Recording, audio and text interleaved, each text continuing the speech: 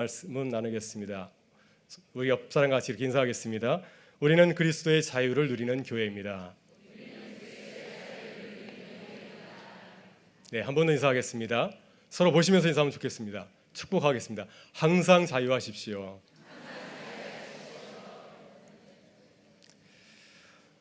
제가 유학 시절에 듣고 깜짝 놀란 이야기가 있습니다.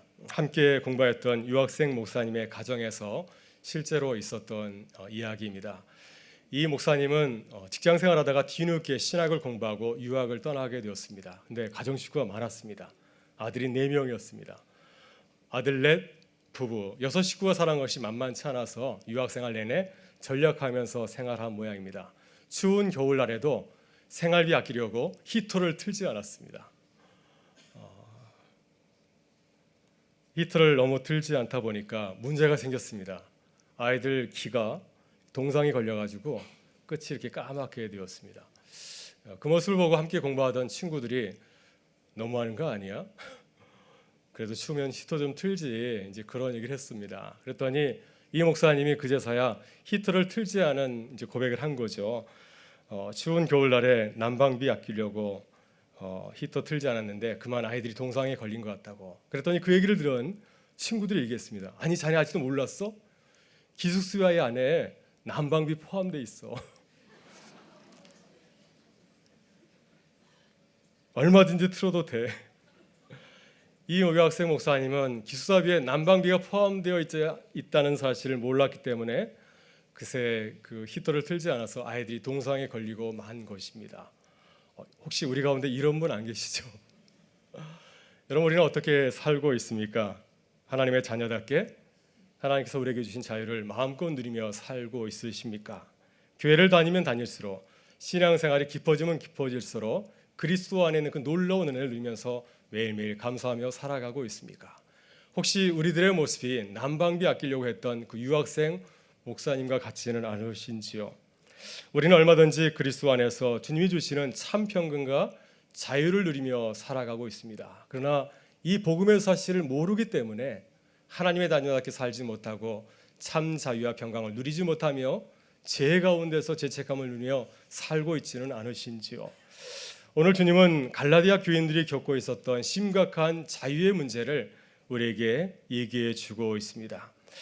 여러분, 갈라디아 교인들은 참 안타까운 생활을 하였습니다. 그들은 사도 바울을 통하여서 복음이신 예수 그리스도를 만나게 되었습니다.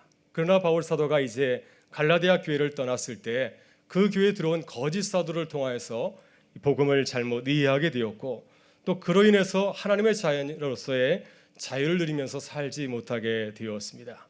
그들은 하나님의 은혜 가운데서 자유를 누리면서 살지 못하고 자신의 노력으로 애를 써서 구원을 얻고 그 대가로서 자유를 누리려고 하였습니다. 그러다 보니까 그들은 어떻게 살았습니까? 율법에 짓눌려서 죄책감 가운데서 살게 되었던 것이었습니다. 오늘 본문에서 사도 바울은 갈라디아 교인들을 향하여서 우리 그리스도인들이 어떻게 자유를 누리며 살 수 있는지를 그 비결을 우리에게 말씀해 주고 있습니다. 오늘 이 말씀은 우리들에게도 주신 줄 믿습니다. 오늘 이 말씀을 통하여서 우리를 자유케 하신 하나님의 은혜가 우리 가운데 함께 하시기를 주의 이름으로 축원합니다. 여러분, 그렇다면 우리들이 어떻게 주님이 주시는 자유를 누리며 이 땅을 살아갈 수 있습니까? 오늘 본문 1절에서 사도 바울은 우리에게 이렇게 말씀하고 있습니다. 우리 다 같이 한번 읽어보겠습니다. 읽겠습니다. 그리스도께서 우리를 자유롭게 하려고 자유를 주셨으니 그러므로 굳건하게 서서 다시는 종의 멍에를 매지 말라. 아멘. 우리가 이 말씀을 가만히 들여다보게 되면은 우리가 자유를 누릴 수 있는 그 원리 3가지를 발견하게 됩니다. 첫째, 그리스도께서 우리에게 자유를 주셨다는 사실을 기억하는 것입니다. 그것을 깨닫는 것입니다. 둘째는 무엇이겠습니까? 둘째는 그리스도 안에 굳건하게 서는 것입니다. 셋째는 우리는 다시 종의 멍에를 매지 말아야 한다고 하는 것입니다.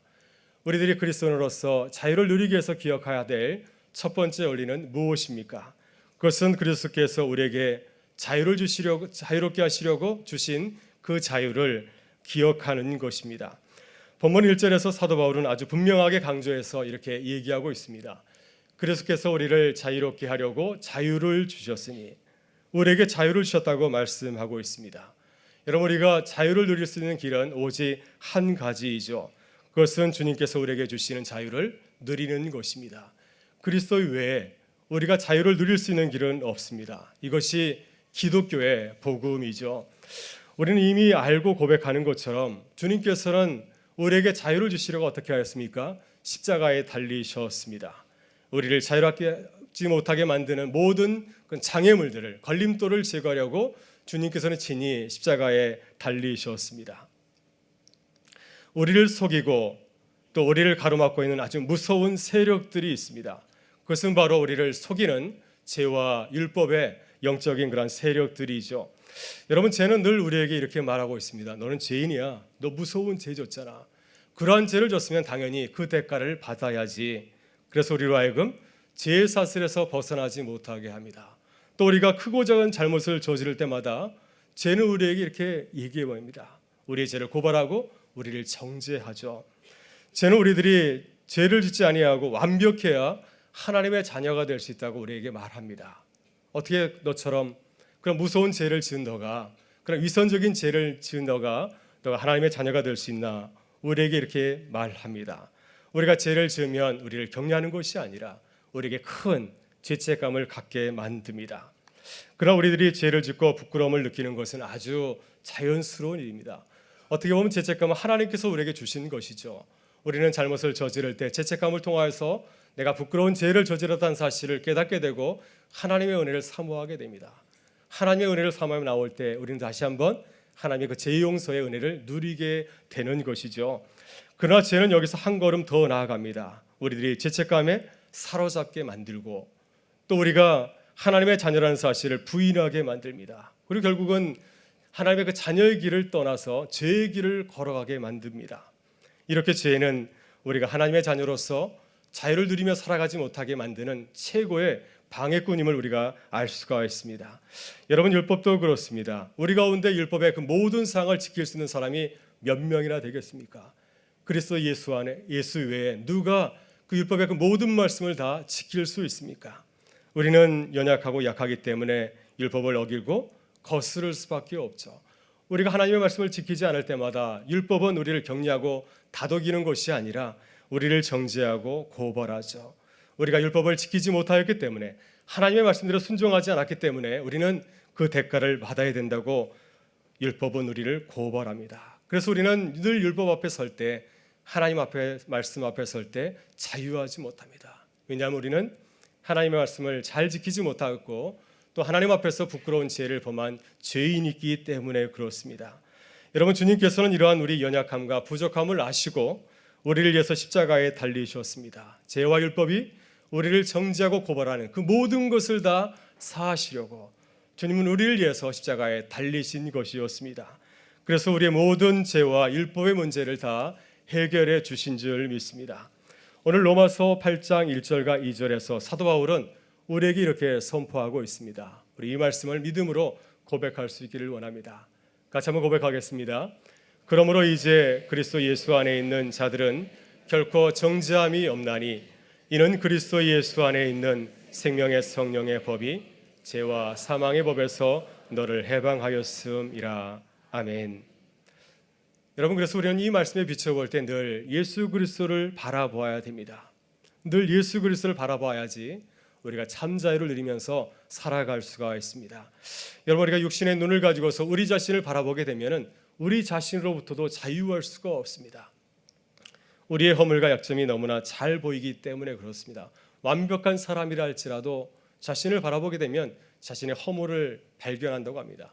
세계적인 미녀 미남도 자신의 모습을 보게 되면은 자신의 약점을 바라보면서 이것은 고치면 좋겠다 이런 생각을 한다고 합니다.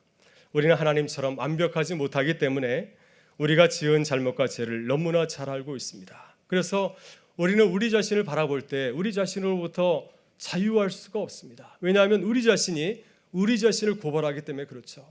우리의 약점을 너무나 잘 알고 있기 때문에 우리가 우리 자신을 묵상하게 되면 우리는 우리의 모습 때문에 넘어지는 것을 보게 됩니다. 여러분 또한 세상을 바라보면 세상으로부터도 자유하지 못합니다. 세상은 우리가 가진 돈과 명예와 권력을 가지고서 우리를 평가하지 않습니까? 우리가 더 많은 것을 가지고 있어야지 우리가 자유를 누릴 수 있다고 우리를 유혹하지 않습니까? 또 세상은 우리들이 그리스도인이라고 한다면 다른 사람들보다도 더 거룩하게, 더 경건하게 살아야 되지 않냐고 우리에게 말하고 있습니다. 이렇게 우리는 세상을 바라보고 나아가면 참 자유를 누리지 못합니다. 그러나 우리는 예수 그리스도를 믿고 의지할 때 자유를 얻을 줄 믿습니다. 무엇보다도 우리는 죄로부터 자유함을 누릴 수가 있습니다. 아무리 크나큰 죄를 지었다 할지라도 그 죄를 가지고서 주님 앞에 나아가게 되면 주님은 우리를 정죄하고 고발하는 것이 아니라 우리의 죄를 덮어주고 우리의 죄를 용서해 주기 때문에 그렇습니다. 그래서 누구든지 주님 앞에 나오면 우리는 주 안에서 주님께서 주시는 참 평안함을 누리게 될 줄 믿습니다. 또한 율법의 구속으로부터도 자유를 누릴 수가 있습니다. 우리가 어떻게 율법으로 자유할 수가 있습니까? 우리가 어떻게 그 모든 말씀을 다 지킬 수 있습니까? 율법이 우리를 고발할 때 주님도 우리를 고발하는 것이 아니라 주님은 우리를 변호하고 우리를 가로막아 주실 줄 믿습니다. 여러분, 요한복음 8장을 보게 되면 한 여인이 사람들에게 끌려 나왔습니다. 이 여인은 가늠하다 현장에서 붙잡힌 여인이었습니다. 많은 사람들이 돌을 들어서 이 여인을 쳐서 죽이려고 하였습니다. 그때 주님도 돌을 들어서 이 여인을 향해서 내리친 것이 아니라 오히려 주님은 이 여인을 막으면서 이렇게 말씀하였습니다. 너희 중에 죄 없는 자가 돌로 치라. 많은 사람들이 자신의 죄를 발견하고 그 자리를 떠나갔습니다. 아무도 남지 않았을 때 주님은 그 여인을 정죄한 것이 아니라 그 여인이 다시 죄를 딛고 일어설 수 있는 새로운 기회를 주셨습니다.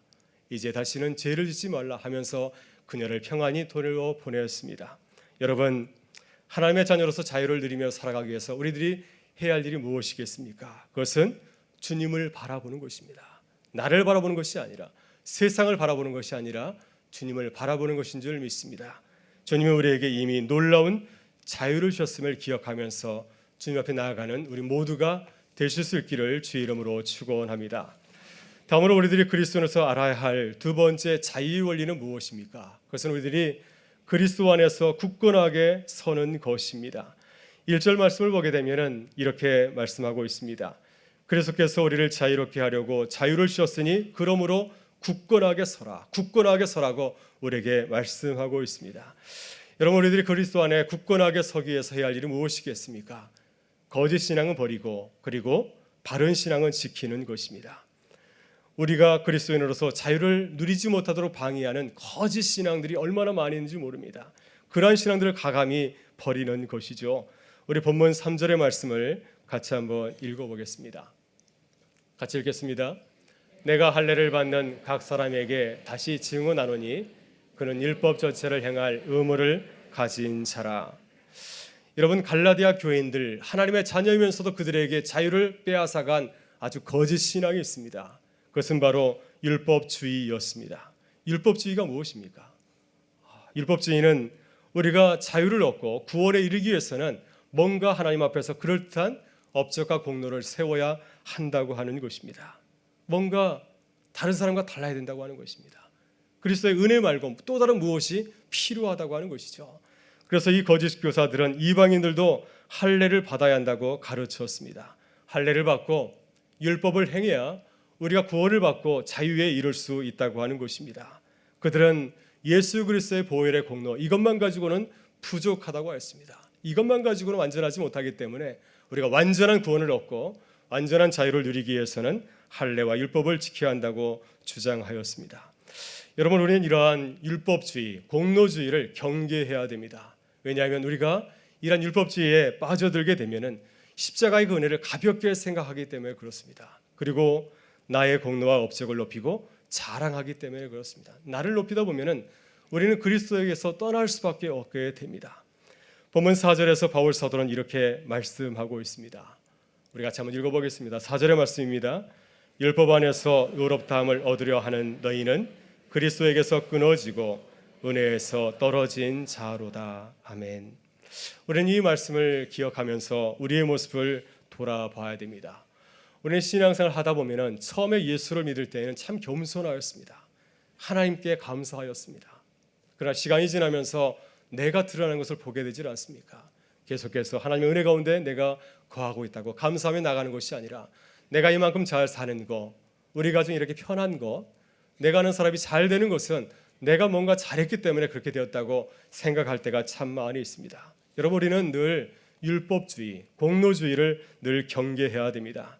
왜냐하면 우리들이 자기의 의를 내세우고 또 자기의 업적을 자랑하다 보면은 주님이 우리 가운데 설 자리가 없어지기 때문에 그렇죠. 결국에는 우리가 이 십자가의 은혜로부터 멀어지게 되기 때문에 우리는 이 공로주의를 멀리해야 됩니다. 우리는 나아가서 바울 사도처럼 이렇게 고백해야 될 줄 믿습니다. 나는 아무것도 아닙니다. 나의 나된 것은 오로지 주의 은혜입니다. 이러한 고백이 우리의 고백이 될 수 있기를 바랍니다. 여러분, 우리는 거짓 신앙을 버리고 바른 신앙을 가져야 계속해서 그리스도 안에서 참 자유를 누리면서 살아갈 수가 있습니다. 본문 5절의 말씀을 같이 한번 보겠습니다. 바울 사도는 우리에게 이렇게 권면하고 있습니다. 같이 한번 읽어보겠습니다. 우리가 성령으로 믿음을 따라 의의 소망을 기다리노니. 오늘 사도 바울은 세 가지를 얘기하고 있습니다. 성령과 믿음과 소망에 대해서 얘기하고 있습니다. 이 세 가지를 가지고서 우리는 바른 신앙에 대해서 한번 생각해 볼 수가 있습니다. 첫째, 우리는 성령으로 살아야 됩니다. 갈라디아 교회를 유혹하였던 거짓 교사들은 육신의 할례를 주장하였습니다. 그에 반해서 사도 바울은 마음의 할례를 주장하였습니다. 겉모습보다도 우리의 속사람이 더 중요하기 때문에 너희는 겉모습보다도 속사람의 할례를 행하라고 사도 바울은 이렇게 말씀하였습니다.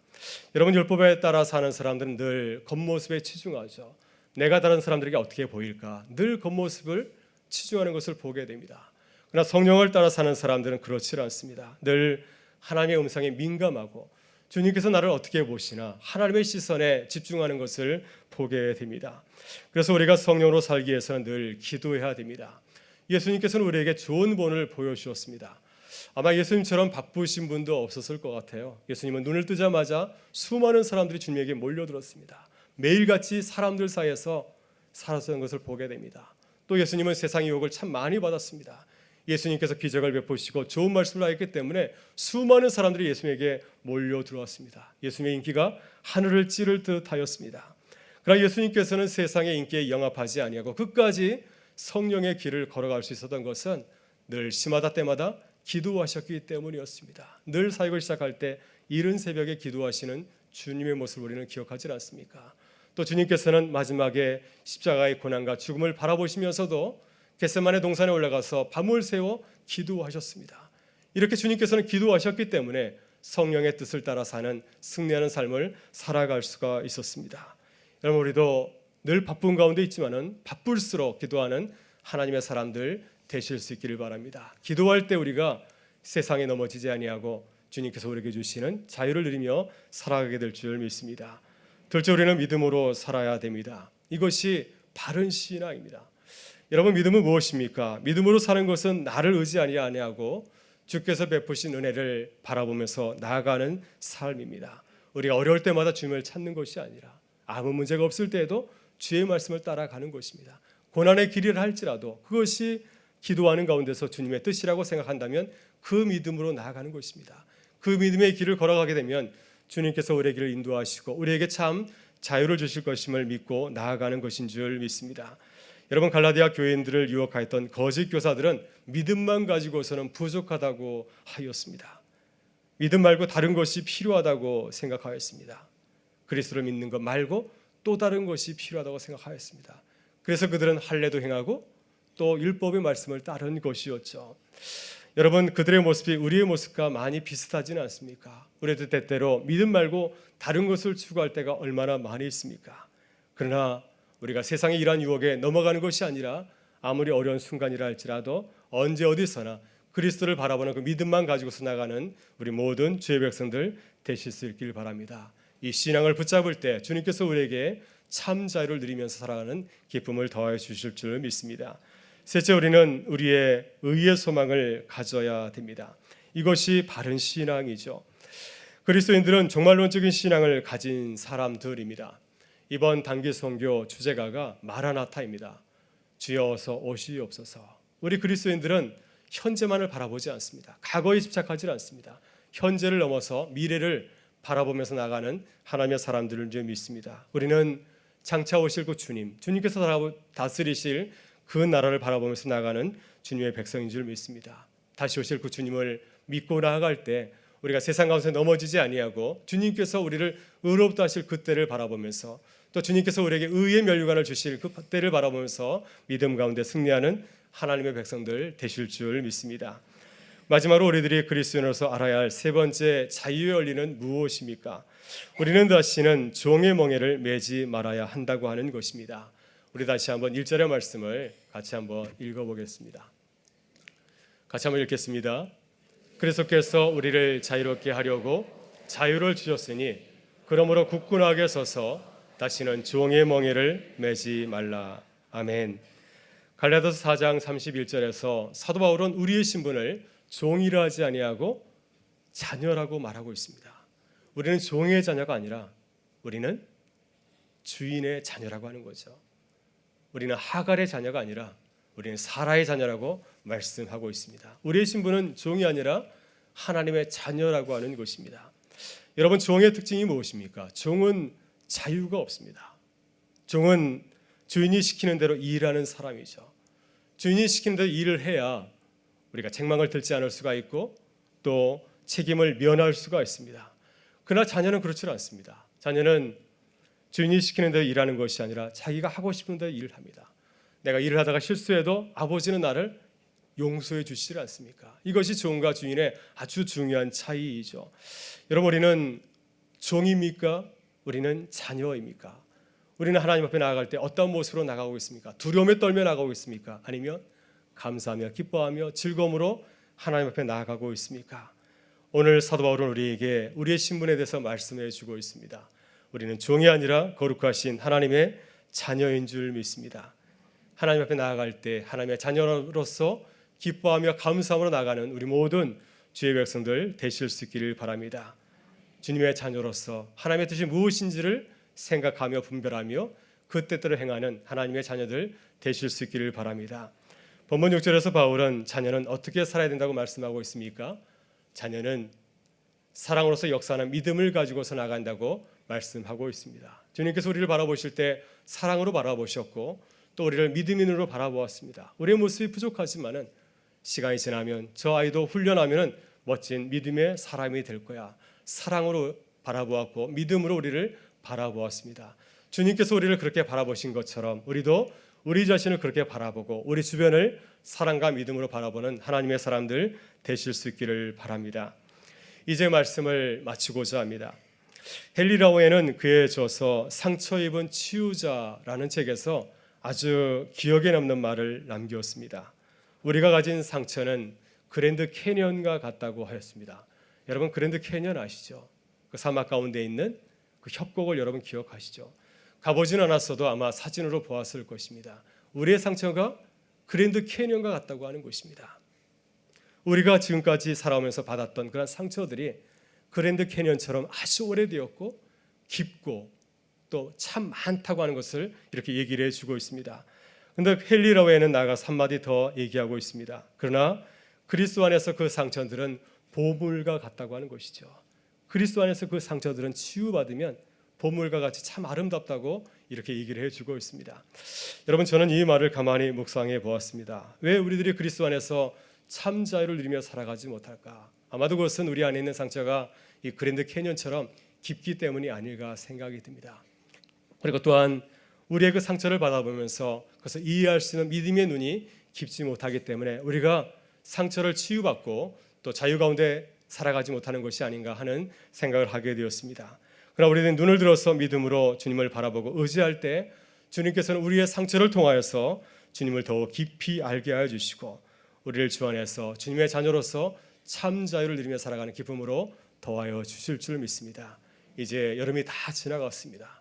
이제 가을을 준비하는데 이번 가을에는 우리 모두가 주님과 동행하며 또 주님께서 우리에게 주시는 참 자유를 누리며 살아가는 하나님의 백성들 되실 수 있기를 주의 이름으로 축원합니다.